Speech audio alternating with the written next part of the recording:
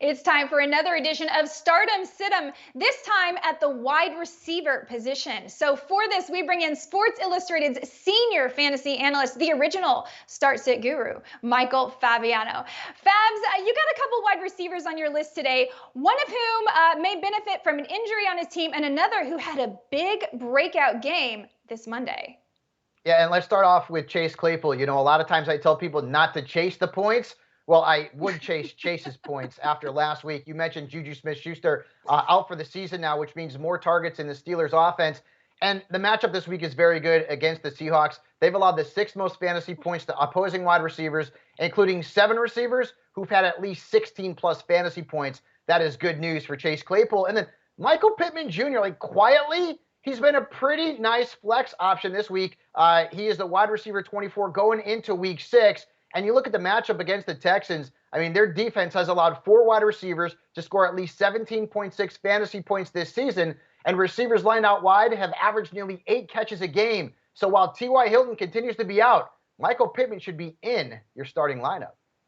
And interestingly, historically, T.Y. Hilton has always dominated the Texans. I mean, he goes absolutely crazy on them, but no T.Y. Hilton. I could easily see that being Michael Pittman Jr. this week. You also want to start Robert Woods, and I got to tell you, I love to see it. But you're going to sit a few guys, guys who we may have drafted pretty early and might be tough to sit.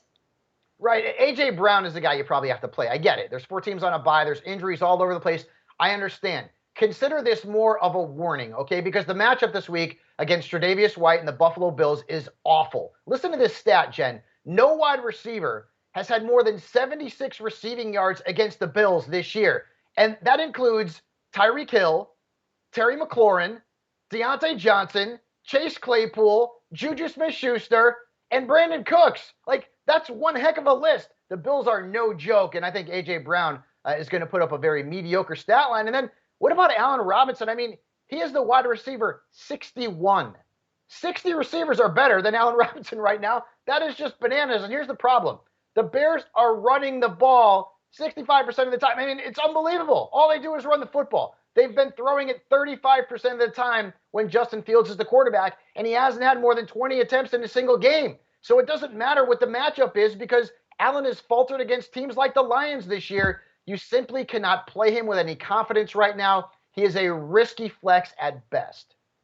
Yeah, it's breaking my heart how they're using Allen Robinson, much like it's breaking my heart how they're using OBJ and Robbie Anderson, both of whom you also have on the sit list this week. For more start sits at every position, quarterback, running back, wide receiver, tight end, defense, and even kicker, go to si.com/fantasy.